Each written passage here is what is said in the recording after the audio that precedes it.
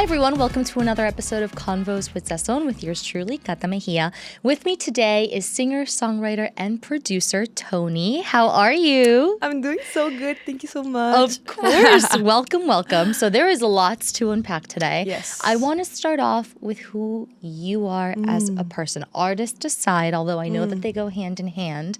Let's start off with your early beginnings. I know that you're from Chile. You're now based in New York. So how have your roots and your early childhood, especially as it relates to the involvement of music, influenced kind of the career path you've decided to take? Yeah.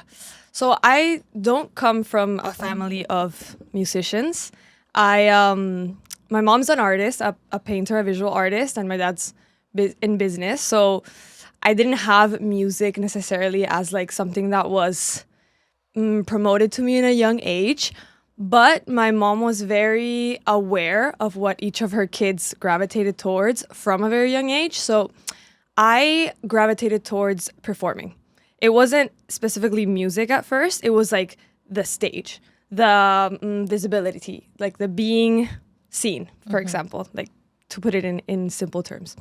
So the first moment that I guess my mom like clocked it was when we had this performance when I was 3 years old in my school, and it was a baile pascuense. So it's like a typical dance from Rapa Nui, which is an island that belongs to Chile. It's part of Chile, and I got chosen to be like the first one in the row because we come in a line, and apparently, and I say this story because it really like I feel like it embodies who I am on stage and like why I'm doing this in the first place. But it was me like going full out, like a 3-year-old going like full out in this dance. And all the parents and like the other, kids or whatever were like, oh my God, like she's so into this, like she's so good. Like what, like does she dance? Like what's her vibe, blah, blah, blah. And my parents were like, what? Like they had no idea, right? That I like had this in me, that like once I was on stage seen by a bunch of people, like I kind of transformed. Because I would say I'm more of like a extroverted introvert more than like just an extrovert. I'm pretty shy in like a group setting straight off the bat. So they didn't expect this, right? That I was gonna shine like this. So after my mom saw that, she was like putting me in like dance classes and like, being, like I said, very aware of this thing that pulled me. And it kind of evolved from there. I did acting for a bit. I did all sorts of dance. And then I picked up a guitar when I was like 12. And then I wrote songs in my room. I wrote poetry. But I was very secretive about it because I was super shy. And I was very insecure about like music stuff and like talent. I didn't know that I had talent. I wasn't like aware of that. And then I got on stage. I sang for the first time and I realized like this was kind of like it. It was the music paired with the being on stage, paired with the dancing, paired with the songwriting. It was the most complete way that I could express myself. And that started like everything, yeah. You mentioned you didn't know you had talent. To you, what makes talent? Is it knowing that you have it or the external validation of hearing time and time again, tienes algo, pay attention to it? How did you come to that realization? You know what? I wish I could say like, oh, I knew it or like it was within me. But like the truth is it did start from that external validation. Like I'm also a Leo. I think that's too, yeah. I think that's, I have to be honest about that too. And it does serve me a purpose in the sense that like, that's also why I've chosen this career path. So yeah, like there was an aspect of like, she's so good, look, you should keep doing this and that impulsed me forward. But I will say, if you want to continue in this industry, you cannot rely on that. So I had a moment where I was applying to college and basically I decided I wanted to study music pretty late. Like I would say like late junior year. So I basically like hadn't taken like IB music classes. Like I hadn't carved that path for myself to get into like a good music school outside of Chile, because that my parents told me, if you want to study music and like if we're gonna like finance this, it has to be like the top and you have to leave Chile, because what they can offer you here at this moment, educational in terms of like music education is not what we think you need to become what you want. You know what I mean? So I applied to schools and I didn't get in because I had no resume other than like, oh, like I've performed in a few places, you know, and like people say I'm good. Like that's not enough, you know, competing against all these people internationally. And so that was the first moment where I was like, wait a second, like they basically told me you're not good enough, you know? And then my parents were like, and I only applied to like 3 schools. I was like USC, like NYU and Berkeley. Like I was like, I'm gonna get into it like very, you know, in my high ground or whatever. And I didn't. So it kind of pulled me back and I had maybe like 6 months to, you know, reapply and do everything and really like start building that inner security where like it didn't matter what they told me. Like I knew I had it within me regardless. So to answer your question, like it's been an evolution of the meaning of talent. Like it started with external validation. And I think at this point, I also connect talent a lot with hard work too. Like I'm good. There's people that are better, but I work really hard. You know what I mean? And like a lot of my security came from that too. Like I still take vocal lessons. I still take dance lessons. I still study.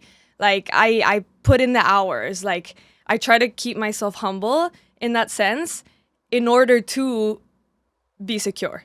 You know? I love that. That's really important to mention as well, because speaking of hard work, you know, you mentioned that from the initial point of applying to the actual moment that you got in or tried it again, right? It was 6 months. What did you dedicate those 6 months to, and how did you even know where to start? Because you mentioned, you know, IB music classes, but when you're competing for limited spots, right, in such a niche field at an international level, how are you able to identify what to hone your skills on?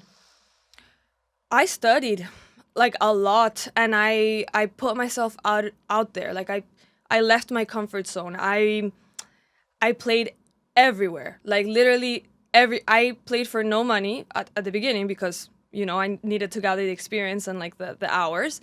So I would play in anywhere that they would let me, all over Santiago, taking my keyboard, you know, with my boyfriend at the time who would play the guitar, and we would go everywhere. And like I'm talking like we call them antros, like literally un antro, like with beer on the floor. And I remember one time I played and it was all metal. It was all metal bands and metalheads. And I don't know why they allowed me to. They were like, sure, come and like play. There was no electricity. Like it was that vibe. We ended up having to like acoustic, like open mic it type thing, like unplugged. Yeah. And I was like, how am I gonna get this like metal? I used to play folk music then. Like I was like in like Latin folk. So I was like Violeta Parra vibes in this room of like metalheads. And they ended up vibing with it. Yeah. But you know, all of those experiences like made kind of built me up to have also this confidence to like reapply and like show all these things I had been doing in this past year. I also recorded an album with my rock band back then because I also was in a rock band called Pax. And so I had that experience of like being in the studio. Like I just gathered all these experiences that I hadn't had before in like a very short period of time. And I studied. I took music theory. I took more vocal lessons. I did classical vocal training for... I had already started, but I like amped it up.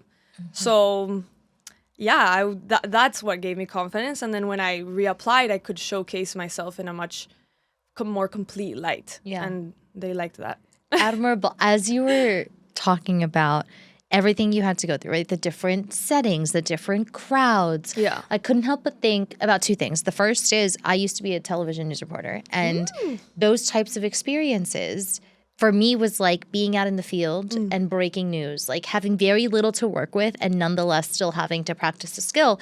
And also thinking back to, you know, when stand-up comedians say every stage is kind of their opportunity to test out new jokes or to gauge what works for them, what they need to work on. Would you say that's similar in that case? Oh, 100%. I mean, and I still do that. Yeah. Like I still, you know, we're in New York City, like it's the gig scene here, you know, I'm not gonna turn something down because I think I'm too good for it necessarily. Like if it's a good experience and there's good people and like I will of course show up and do it and jam out and all that. And it is a great place. Like, people are honest when stuff is free also. You know what I mean? That is true. That is true. And they'll show you why they're showing up, especially Yeah. if they don't have to pay for it. Exactly.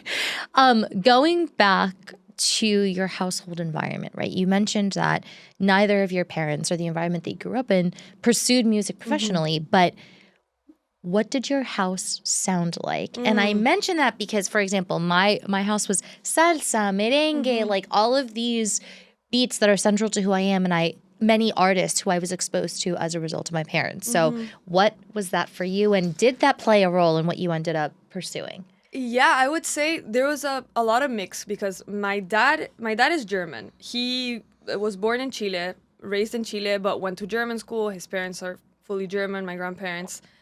So he didn't really connect with much of the Latin culture, and like he didn't grow up in a household where they played merengue, salsa, bachata, reggaeton. But my mom is fully Chilean. She's from Talca, which is a bit more in the south of Santiago, and she grew up around all that, right? So I kind of had that mix of both worlds, which makes a lot of sense now with me like living here and having my career here, but being Chilean, it's like I always have this mix of the Latin, culture and rhythms and all that, but also the melodic movements and the chords and all that from like classic rock and soul and stuff that came from listening to what my dad was playing. So in our car, for example, if I was with my dad, we would be listening to Queen, David Bowie, the Rolling Stones, stuff around that. With my mom, we would be listening to Celia Cruz, Victor Jara, like Violeta Parra, like more of that side. Also, a lot of cumbia. My mom also liked disco a lot. So there was that in there too. So like, I Will Survive, like, Gloria, all these songs and artists. So I really grew up in this like melting pot of different sounds, which makes a lot of sense now. Yes, and I've gotten a chance to see you perform, very fortunately, and we'll get to not only your performance style but also your musical style in a moment. I do want to go back to something you mentioned earlier, which was, as you were growing up, you started writing poetry and you started writing your own songs, and it was in secrecy because of what you mentioned. You were very shy. At what point did you realize I have to go public with this in some capacity in order to move forward with what it is that I want? And what was the decision process in terms of, okay, at that point, I'm sure you had multiple pieces written, whether it was poems, whether it was songs. How did you decide which ones to kind of open up with at first? It wasn't like, that's a great question, by the way. Like I feel like I'm like in like music therapy too, like going back to like thinking of all these things and like realizing like, oh, like that's why, I'm like this or whatever. But it wasn't like one moment where I sat down, and I said, okay, now's the time. It was more like the series of events. And like we talked a little bit about before, it was moving through this validation. Yeah. There was a point where my mom would always hear me sing and play guitar in my room, in the shower, like all those things, in the car. And she was always like, you should, be more open about this. And like she would try to make me sing in front of her friends. And I mean, still to this day, I'm like, no, like, stop. But there was a moment where she told me, we're going to the supermarket. Like, get in the car. Like, you have to come with me to the supermarket. And I was like, okay. And I think I was like maybe like 14, like just turned 14 maybe. And they had opened a school of rock in this mall near my house. I had no idea about this. And we get to the supermarket. I'm like, this is not where the supermarket is.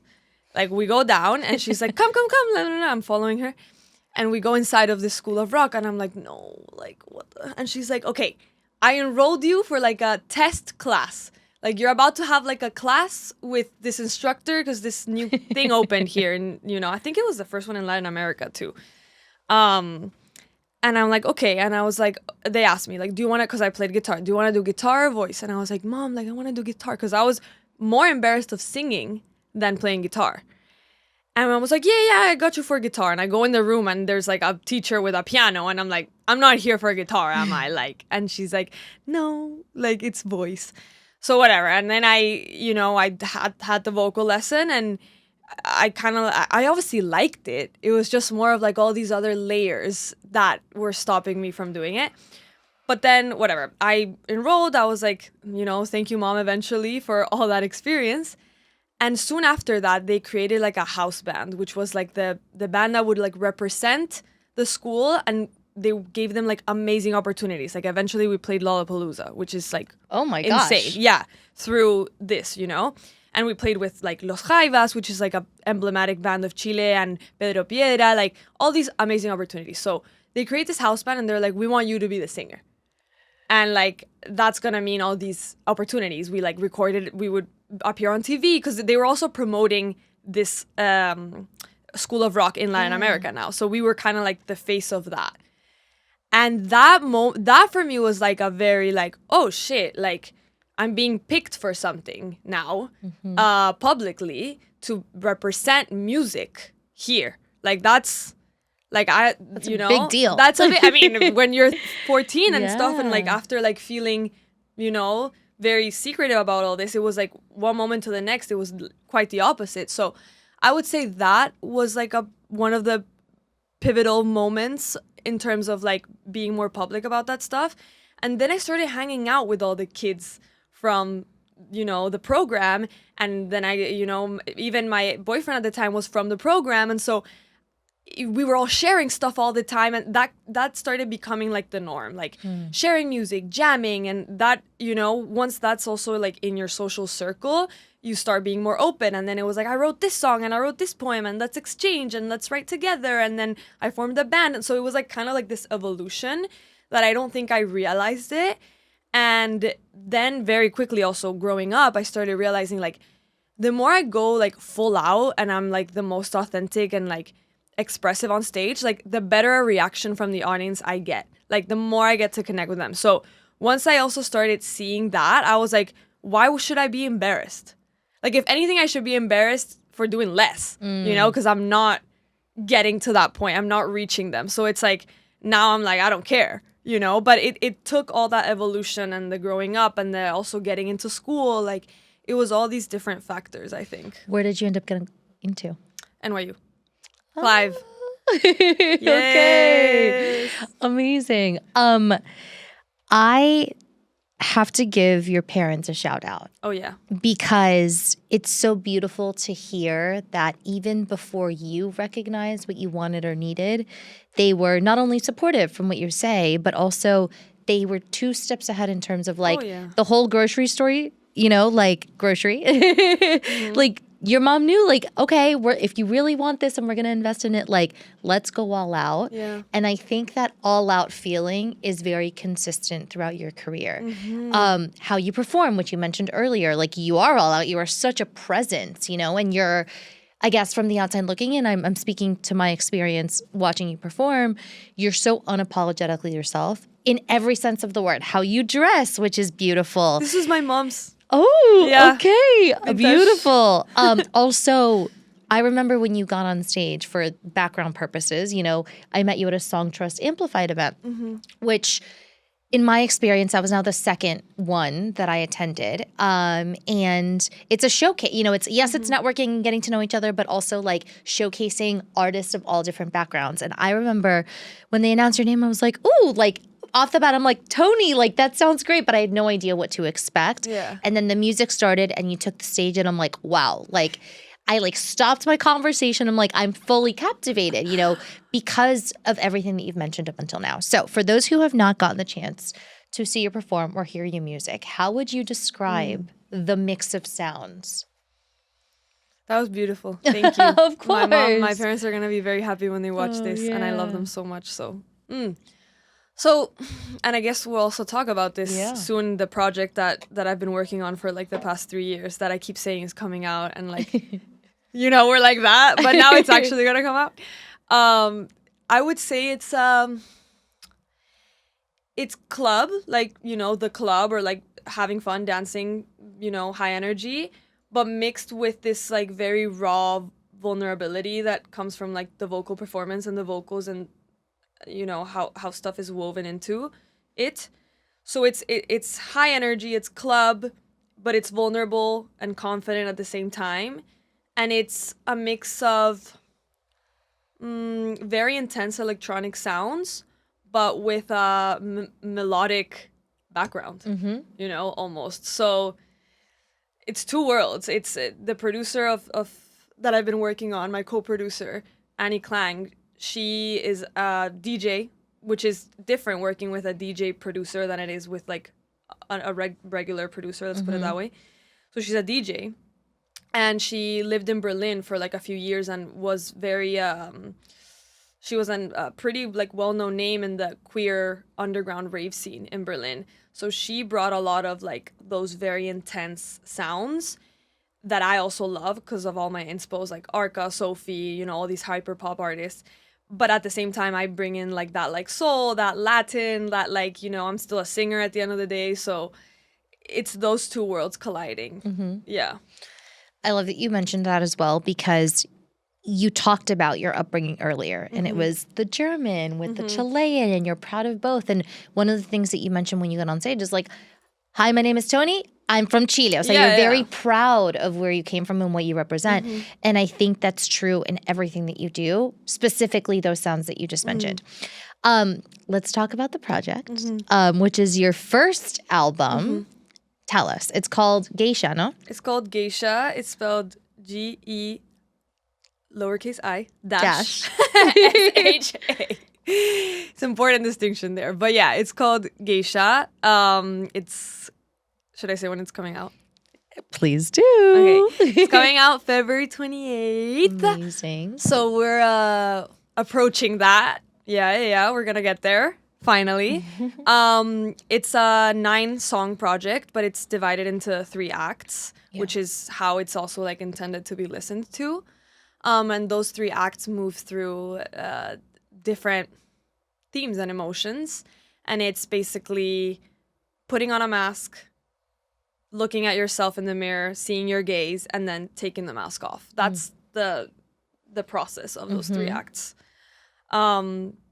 It's inspired by geishas, of course. I had a dream. This is all true story. Like, sometimes I feel like I say these things and it sounds like I'm making them up, but I swear it's true, and it's not like, you know, pick me or whatever, like pick me moment. This actually happened. I had a dream, and my mom had been pushing me for a really long time to like release a larger project, like release an album. And I was like, I will, but like, I will know when I have to release it. Like, I will know when I have something important enough to say, or like a concept that's worth like developing. Like, an album is like a lot of work. It's years sometimes of your life, especially if you don't have a big team or like a lot of financial support or whatnot. It's a lot. It's a lot of work. It requires a lot of people, a lot of time, a lot of energy. So I was like, no, I'll know when the time is right. And then one day I had this dream, and this phrase kept repeating in my head: Gei-SHA, Gei-SHA sin audiencia, which means like Gei-SHA, Gei-SHA without an audience. And I was like, what is this phrase? And I woke up and I knew, without having like the songs written or like the concept in my head, I just knew. I was like, my next album is going to be called Gei-SHA. I don't know what like that is about, but like it's gonna happen. And I remember I texted my mom like 2 days later, and I was like it's happening. Like, I'm starting. And this was 3 years ago. Wow. And I knew it. I just knew it. And, you know, I struggled with the name and the concept too, because I was like, I don't want it, because I'll get into what it means and everything, but I was like, I don't want it to seem like I'm appropriating Japanese culture or like anything like that. But there was something so beautiful about this concept of geishas and how I was kind of relating to it, which I'll explain. Yeah. That it just had to be. Like, it just had to. I couldn't change it. And I tried to change it. I tried many different other names that didn't make the cut because it just didn't feel right. But basically, that was the first song that birthed out of this project. It's called Gei-SHA, the title track. And it repeats that line in the chorus: Gei-SHA, Gei-SHA sin audiencia. And the whole concept of that song that then shaped the record is geishas are entertainers, basically. They study a lot. They're from Japan. They study a lot. They have to like go up in tiers to get to the point of geisha from a very young age. And then their whole career is based off of entertaining guests, not sexually, rather through music, through playing, through tea ceremonies. And they used to be, and maybe now it's circling back, but they used to be very, very well respected. It was a high-end job. It was very important, right? And they dedicated their lives. They lived in a house where they dedicated their lives towards their craft. And then what happened is that, after World War II and Japan kind of being westernized more and the Japanese culture entering the West, they became known wrong, like erróneamente, as prostitutes, which is not what they are, right? And then they also became being like hypersexualized, and then there were, prostitutes or sex workers that would dress as geishas and like be seductive in that way. So the meaning behind them and their whole dedication to their craft was misperceived and like constructed in a way that it wasn't. And I related a lot to that, and I thought that was such an interesting concept because the first time that I went like viral online was in a video where all the comments were about my looks and like my body and what I was wearing, and not about like the song or like how I was singing it or like, the performance. I guess it was the performance, but in a different way. So I was like, is this what being a woman in the music industry is about? Like, is this what it is? And I wanted to change that. And I looked at this concept of geishas as a way of relating to that and bringing it to life. And the whole 3 acts is that putting on a mask, falling into this misperception, looking at yourself in the mirror, be like, no, this is not what that is. And then taking it off and going back to your vulnerable side. So, yeah, that's the long-winded answer. That is, wow, the fact that it stemmed from a dream is wild. And it's not me doubting it. Estoy impresionada, la verdad. I got goosebumps because I'm like, wow, that's so beautiful. And I know that it's a concept album. I mean, everything you've put into this, based on what you've shared, is so intentional. Like the 3 different acts, the songs that go into those acts. What are you hoping the reception of this album is? I try not to think about that too much, just because it can set you up for emotional turmoil. The music industry is very unexpected. Like, at the end of the day, I'm an emerging artist, so everything I do, all the promotion I do, is obviously intentional, but it's also like, it's like throwing spaghetti at the wall. You don't know what's gonna stick. I'm not at a point in my career where like anything I put out, I know I have this very dedicated following that's gonna like support it no matter what. No, I'm at my point in a career where it could go either way, which is exciting. It's kind of exciting. I think I've put it off for so long, like the release date, because there's some sort of underlying fear of what the reception is gonna be. I went to get my tarot cards read like when I was back home, and the lady was like, put it out. Just put it out. You're scared. And I was like, I am scared. Like, I'm scared. And I realized you can't be scared if you're putting out a product. Like, that's what it is. And she said, what do you do? She asked me the same question you did. And then she followed it up with, well, what do you do if like the reception is not what you want? Like, what do you do? Because I answered, I want this to move more open more doors for me. That's what I want this album to do. I want it to lead to more opportunities. And she was like, okay, well, what if that doesn't happen? And I said, well, then I'm just gonna make another one. And not saying like I'll just, fuck that album and I'm gonna. No, I'm saying like I'll get back up, have another dream. I hope so, you know, and like make another concept, because I'm not gonna give up. I'm not gonna, feel bad about it. I'm gonna feel proud of my work. I'm gonna promote it. I'm gonna put in the work. That's also why we're here, sitting down talking about it. I'm gonna give it life, but I'm also not gonna disappoint myself, or like set myself up for that. Especially because you are one of the only people who will truly be able to know the full extent of the hard work and dedication. Like you said, I mean, this is 3 years in the making. There's fear attached to it, but it's because you care so much about your intention and how, hopefully people understand that. It isn't your first time, though, doing something on your own and from scratch? Because I know that you launched Kitty Records on your own and from scratch, and it's a risk of sorts. So tell us about that project as well. And also, what is the status of Kitty Records right now? Okay. So exciting.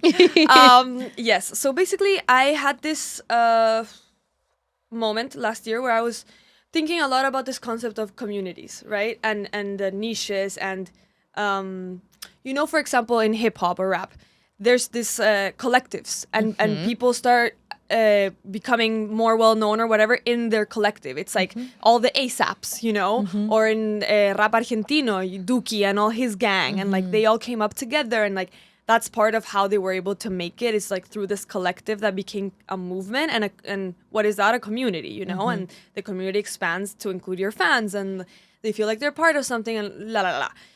And so I remember, I don't know if someone said this or I read it or whatever, but it was like, if you want to make it today as an artist, like you have to join, right? That's a key word there. One of these movements. And I was like, okay, how do I do that? And I was like, okay, maybe I go on Instagram and I start seeing people that, for my genre isn't neo-perreo, but I feel like there's some part of some of the songs I do that can be like associated with that movement of neo-perreo. So I'm like, okay, maybe if I go on Instagram and I DM like emerging neo-perreo artists and like try to open for them, or la la la, and all that is cool and amazing, but it didn't work basically. And like something about that was like, And then I was like, maybe that's not my niche, maybe it's another one. And then last year I had this moment where I was like thinking about it, and I said, well, maybe I'm the movement. Yeah. Like maybe I don't fit into any of those because I have to create mine and my community and me join those people, and then other artists will join my movement. Okay, why not? I've tried to join all these others. Like, why don't I lead it? And I know I have these leadership aspects in me that like would make sense with that line of work. And it was the first time when that clicked. It's like when you're in therapy and you finally realize something and your therapist has known all along, and they're like, finally you realized, and you're like, it all starts making sense. That's what happened to me when I realized that. And then again, the name was like, I don't even know where it came from. I think I was just like, oh, Kitty Records. Like, when you like have to do something and it's like meant to happen, it's like not hard. I mean, there's a process to it, but once it clicks, it clicks. Yeah, but the idea, the name, the aesthetic, all that, it was very like, well, that's that. And so I was like, how do I create my own movement? It's a little challenging to do that just as an artist, TONI. I'm thinking about my songs and I'm thinking about this and the performance. I was like, what if I create this company, this record label, let's say, that represents me, that in all transparency, I own. So it's like a record that represents me, that the employee is myself. But I create that and I can start building this community. I can start, making merch and making events and my release parties, because that's the other thing. I love joining people together.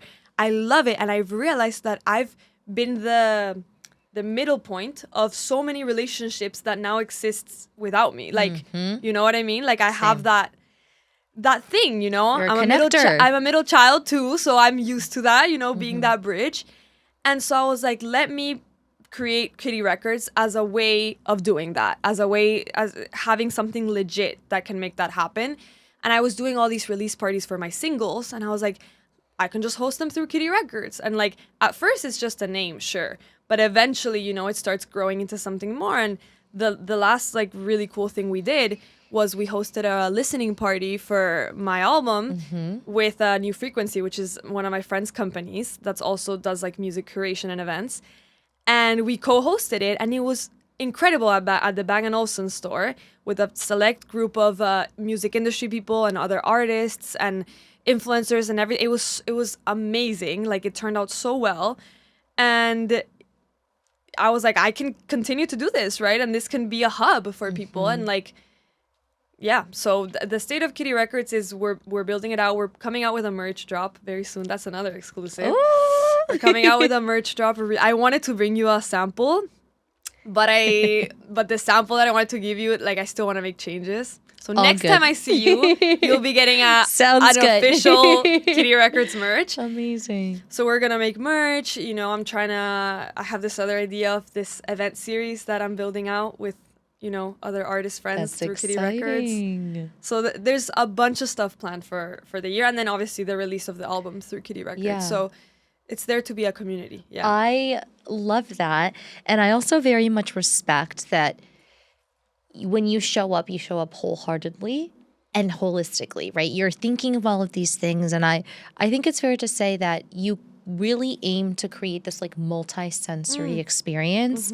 When we were talking about the release party that you had or the listening party, you mentioned, you know, there were curated bites and sips with each song, and talk about what else that could look like in practice. You know, when you take an idea that stems from a dream, right, and take it all the way to fruition, like talk about that journey a little bit, because I'm sure it's not linear. No, I mean, you know, I hear you say it and like explain it, and I'm like, that's so cool, you know. And then I'm like, wait, like you know, we did that, and it's awesome. But why not take it all the way? Like that's what I always think. It's like it's the same thing I was telling you with performance. Like why not go all out? Why not? Like you know, you started it. Like take it further. So it's with this listening party, for example. It's like, one thing is the sitting down and listening, but I'm like, what else can we do? And I will give flowers also to Jamie, who's my friend who owns New Frequency, who we partnered with to create this, because she also is very much in that same lane of like, let's do it, let's, you know, make it as cool as we can, like take it all the way. And we were like, if we have these 3 acts, how can we make this experience memorable, accompanied by these 3 acts? And we wanted a pause between each act too, because we wanted to talk about it. So we were like, if we're gonna do these pauses and we're gonna have food, like let's make it themed. So we also used what we call our bestie, which is ChatGPT, to, you know, think of different ways in which we could use drinks and you know, utilizing our sponsors to like, how can we use soju, because we had a soju sponsor, to create a drink that maybe like reveals itself, and we used like butterfly pea powder to like make a drink that changed color because it represented the mask unfold, you know. It's just about sitting with it and thinking about it. Like if you're a creative person, which I don't know who it is, but some philosopher or something said that everyone is creative. You know, every single human is creative. It's just some people express it and take it out, and some people it's dormant. You know, they don't listen to that part of themselves. But if you're a creative person and you're in the arts and you make music and everything, like that means you're a thinker. You create things. You think about an idea and you make it into music. So you can apply that to anything. You know what I mean? Like, and like I said, I don't have a huge team that can go into a meeting room and, you know, think about this for me and then tell me the ideas. And then I'm like, cool, let's make it happen. Like I am the team. So it's like, I'm going to use my creative mind that I have to sit down and think about how I can make this experience wonderful for everybody involved. That's beyond just the music that I already made. Like, that's the thing. Like, you don't have to stop where your job ends, for example, like to put it that way. Yeah. You know, you can go further because the project is bigger, you know? But to go more like into your question of like, how do you take it into fruition? You just have to like not give up and like, also, even though I say I don't have a team, obviously I have people that help me around, a lot of whom, or all of them, whom are my friends, and like friends I've made in the industry, and like my co-producer, you know, she's great. She also mixed a lot of the songs because we didn't have budget to like hire another mixing engineer for some of the tracks, and so she did that out of the goodness of her heart and because she believes in the project. So part of how things tie in when you're an emerging artist too is through having people around you that like believe in your project and are down to help you out regardless of the financial limitations or time limitations or whatever it is. Like they want to build with you. Let's dive deeper into your experience as an emerging artist and maybe what isn't talked about enough or challenges that you have to get past and have tackled to get to where you are that might surprise people to know about. So you already mentioned time limitation. You mentioned financial constraints. Anything else? It's so even though I think sometimes people think that the artist world is very social, and like very like you're like always with people and a company. But I would argue it's very lonely. It's like really, really lonely because, and that's why like I tend to have the people that work with me in the project be my closest people, because if not, it's too lonely. Yeah. But it's a very lonely experience a lot of the time, because first of all, you're to be able to create a project and have all these ideas, you're in your thoughts a lot. So you're already like a sensitive, you know, person that is in their thoughts a lot and like moving through intense experiences. To be able to create music, you also need to have time alone without the distractions of being social. So a lot of the best ideas come from like being alone at your house and like saying no to plans and like carving out that time for yourself to like be able to tap into that. So there's that. And then there's also like the amount of, I mean, just like living in New York and being from Chile, like I miss Chile all the time. Like, and this happens to every artist, because if you're international, you have to travel all the time. You're touring, you know, all the artists like that live in LA that aren't from the US, like they miss their homes. Like it's lonely, you know. I miss my nephew growing up. I see him once a year, and he's like, you know, I miss all the important events of him walking and then learning this. And this year I came back and I bought him a dinosaur gift, and then my brother was like, he's not into dinosaurs anymore. And I was like, see, I don't even know that, because like I missed the evolution. So all those things are also like lonely, because you have to make a lot of sacrifices to not be with your family, or like choose the career instead of X, Y, and Z, or, you know, see your friends less. Like the busier and better my career goes, the less social life and stuff I have. Yeah. And it's, you know, we're not meant to be super lonely individuals. Like that's not how the human experience Especially is as Leos. Especially as Leos, yeah. So I would say that's a huge one. It's that you spend a lot of more time alone than people think, and that can be tough, and you miss a lot of really important experiences with friends and family because you have to make sacrifices. Yeah. How do you still carry Chile with you everywhere you go, even though you can't physically be there? It's always on your mind, like you just mentioned. You miss it all the time. Is there anything that you do for yourself, or even through your music, that's kind of like a reminder to yourself that like you can take the girl out of Chile physically, but you can never take Chile out of the girl? I would say being very close with my family. Yeah. Like I talk to my parents every single day. Obviously, they're from Chile. We talk in Spanish, you know. We FaceTime, they show me the house, all those things. So that's a big one, is like having that very close relationship with my family, which like Chile's home, my family's home, you know, there's that connection. So that's one. I would say music too, like listening to music. There's this artist I really love right now called Akrila, this girl. She's awesome. I listen to her a lot, and it just like listening to music that's coming out of there is always, it connects me back. There's also this cool reggaeton artist. I think his name is Psycho. He's like also new. He's like 17. He's awesome. So just listening to like reggaeton and stuff like that, it kind of brings me back. And then it's funny you asked, because I was thinking about this coming back this time when I was there in December and January for the holidays. And I'm always sad when I leave, but this time like it really hit me, like maybe more than other years. And I realized like, oh, I should, because I love to cook. I was like, I do make Chilean dishes every so often, but I was like, I should make it a thing to like cook more of the food from where I come from and the food that I like from my house.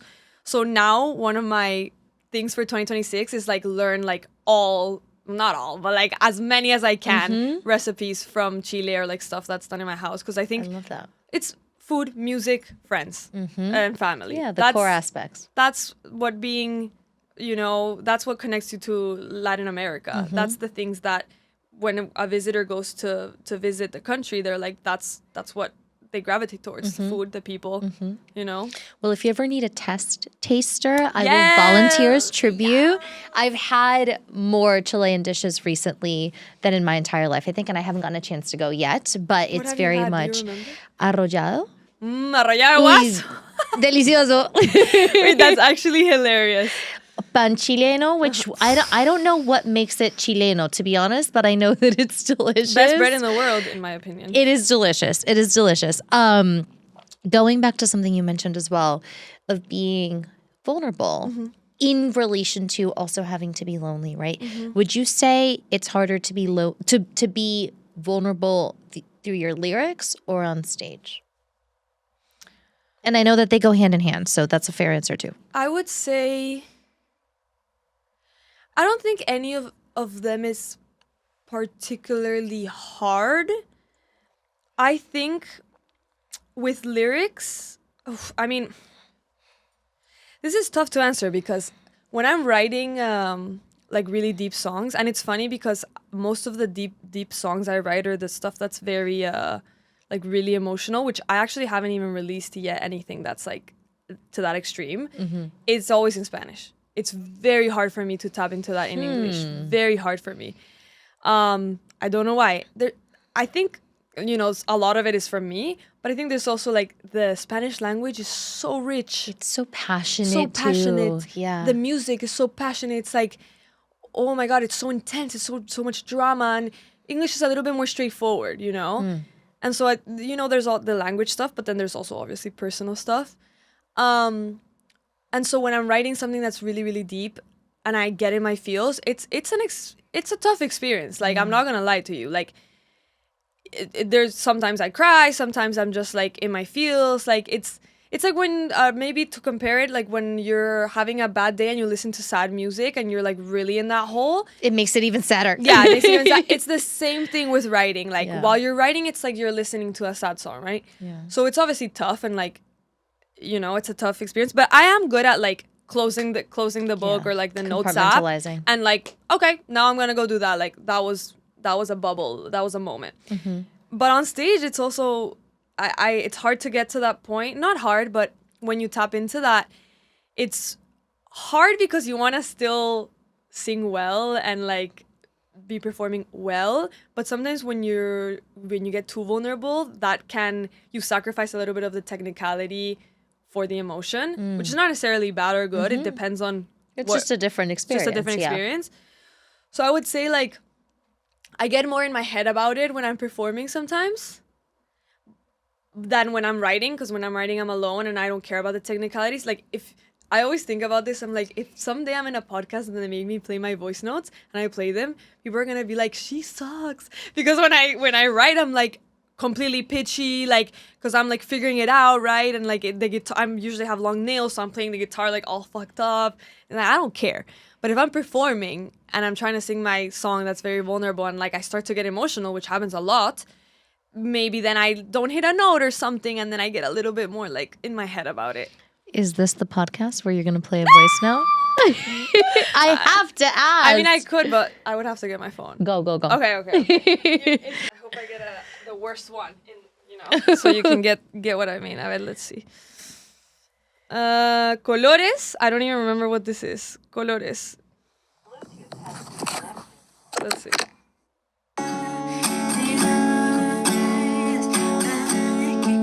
not that bad.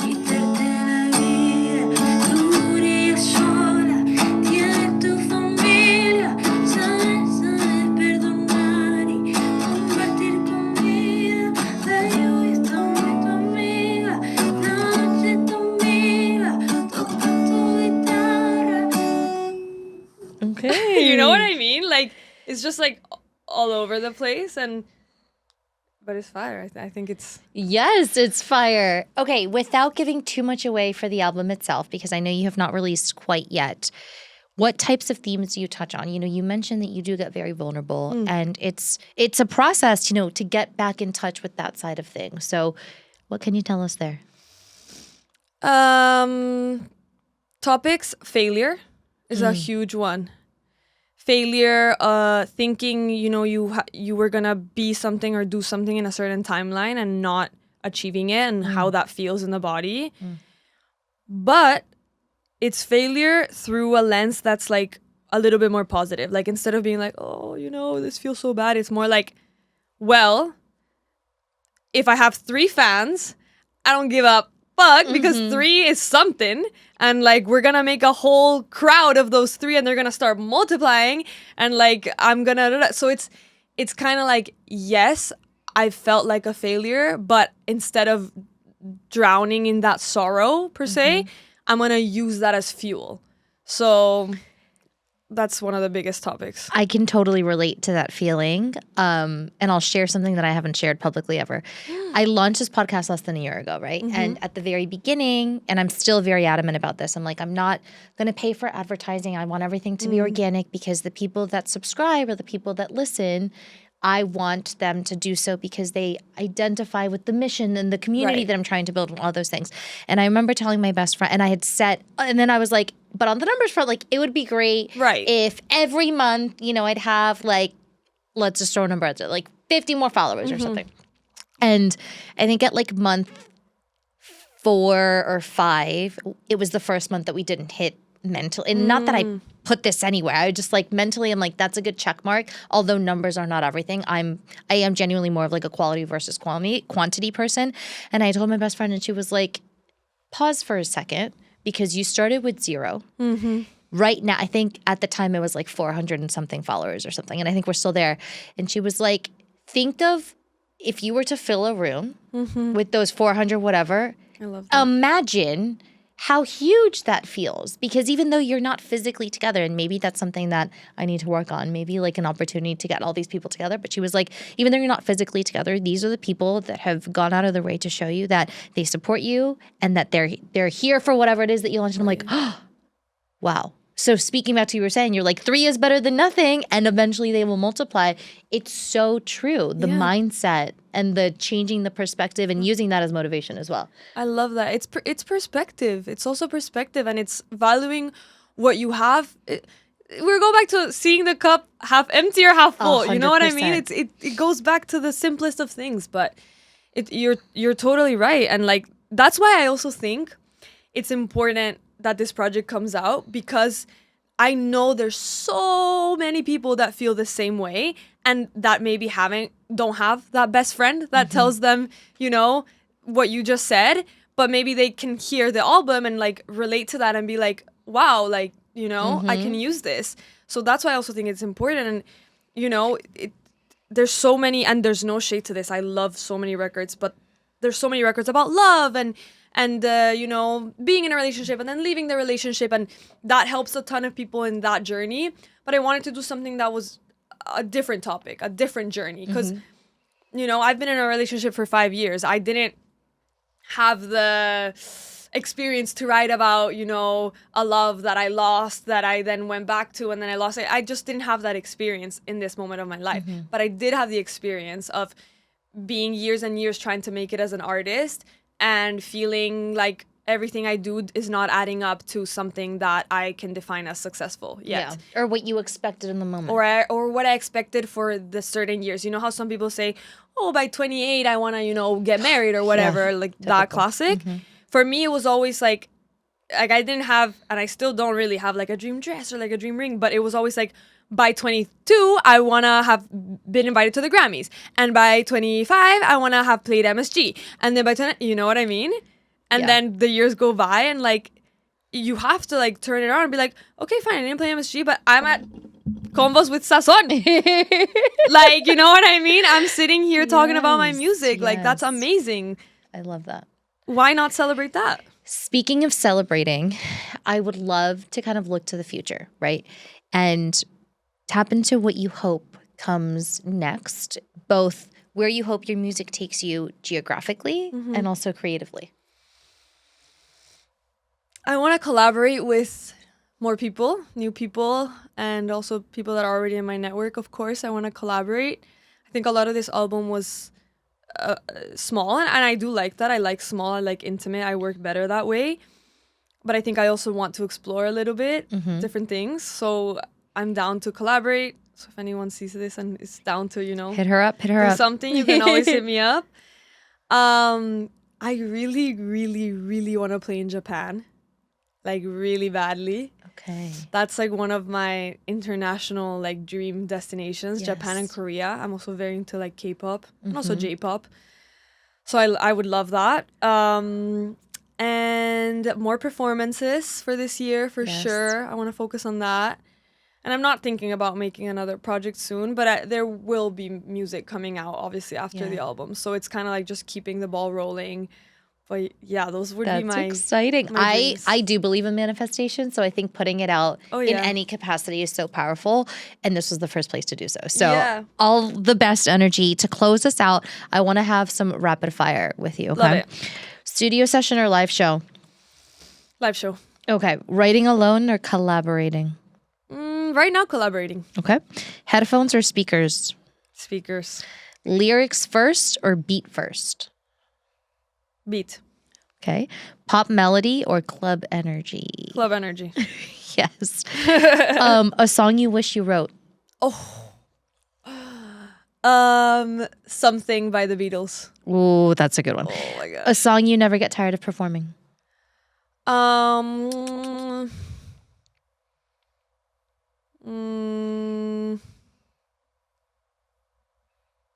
Sawara Mi. It's a cover. Okay. Morning creativity or late night magic? Late Night Magic. I'm right there with you. Yeah. What is your biggest creative distraction? Netflix. What are you watching? What are you watching that you would recommend? Well, it's not on Netflix, but Heated Rivalry. Oh, everyone's talking about that. Okay. Obsessed. One word that describes your music right now. Honest. A dream collaboration, living or dead. Oh my goodness. Dream collaboration, living or dead. You know what? Right now, maybe Pharrell Williams. I think would be sick. Ooh, I wrote a okay. song like 2 days ago with these two of my friends, and we were like, dude, Pharrell on this would go crazy. So maybe Wow. Pharrell. Okay. Most played song on your Spotify or Apple Music or whatever you use right now. Ooh, right now, it's maybe Dynamite by Tyla. Ooh. I love that song. And then before that, maybe it was Standing Next to You by Jungkook. Okay. Last song or last question. One non-negotiable in your creative process. Ooh, one non-negotiable in my creative process. Never sacrifice my integrity. I love that. Would you be open to singing a little bit of a tiny bit of anything? Acoustic? Yeah. Okay, go ahead. Tell us what's it called. Gei-SHA. Dale. Who's gonna tell me to stop? When is enough enough? Singing at dirty bars, open to hear my song. Do you believe in me? Or am I all alone? Put on a dress and spin, walk all the way back home. Gei-SHA! And obviously more to come when the album releases fully. Yes! Before I let you go, where can people find your music? How can they follow you? Put everything out there. TONI, TONI. It's very easy, all caps. I suggest if you're on Spotify, type TONI and like Hello Kitty, which is one of my tracks, because that's the easiest way to find me. And then Instagram, TONI Reuter, Reutter is the last name. It's German. Okay. And yeah, Spotify, Apple Music, Instagram, TikTok, and then Kitty Records as well if you want to be a part of that community. We want. Yes. All right. Well, thank you so much for coming and sharing your story. I know that this is the beginning of everything great that will come your way as a fruition of your hard work. And I'm excited to continue to support you. Estás en tu casa, cuentas conmigo para las que sea. Y qué orgullo de verdad. Same back to you, girl. I know it. You just keep doing you, and we're both gonna come back. Then we're gonna do, in like a reunion. Yeah, like Hot Ones where they do like 10 years, That's gonna be us in like 5-10 years. And we're gonna be like, like we're back. But yes, thank you so much for having me. And to everyone that's listening, thank you for listening. I hope we have inspired you in some way. And I'm always down to come back. Amen. Amen. Thank you all. Until next time. Bye.